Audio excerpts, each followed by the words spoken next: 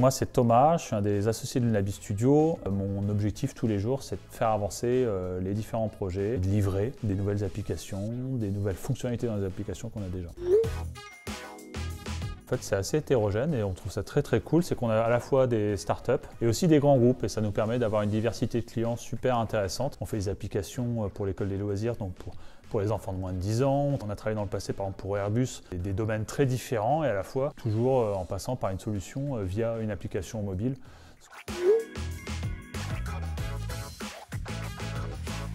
Alors nous, on considère qu'on peut avoir un impact parce que justement le smartphone est dans la poche de nos utilisateurs et on peut leur apporter des services à différents moments de la journée.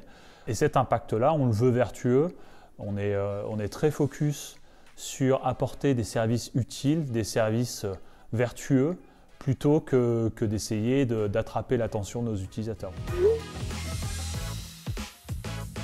Alors nous, un indice on va dire, de succès d'une application mobile, c'est pas tant que notre client direct soit content, mais c'est que les utilisateurs de l'application qu'on a faite soient contents. Et le meilleur indicateur, c'est finalement les notes sur les stores, les commentaires sur les stores, parce que c'est une démarche de l'utilisateur d'aller faire un effort, de mettre un commentaire sur une app. Et quand c'est un commentaire positif, on se dit qu'on a gagné, parce que justement, on attend cet effort. Après, il y a un autre indicateur de succès, on va dire, sur une application mobile, c'est quand Apple et Google décident de la mettre en avant sur les stores. Parce que évidemment ils ont un avis qu'on considère comme important sur la qualité d'une application mobile et s'ils la mettent en avant sur les stores, ça signifie pour nous que on a finalement atteint nos objectifs.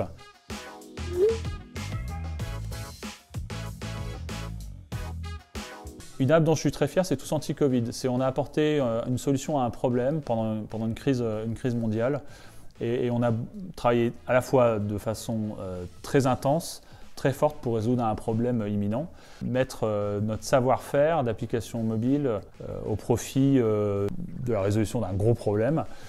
Et on a vraiment itéré. Donc on a commencé par le contact tracing, donc notifier les personnes qui ont été en contact avec quelqu'un de malade. Et ensuite on a amélioré l'application pour apporter des simplifications d'usage, parce que la pandémie et la réponse à la pandémie, c'est quelque chose de compliqué. Ça peut être évidemment assez pénible pour les citoyens. Et donc on a essayé de fluidifier, d'apporter des informations, d'apporter une simplification de tous ces usages pour les citoyens. Et on a trouvé ça très cool d'avoir un impact positif à un moment assez négatif. Ça a été la 5e app en France la plus utilisée en 2021, beaucoup de téléchargements aussi. Et donc voilà, c'est un retour positif sur les stores. Donc ça c'est quelque chose dont on est assez fier.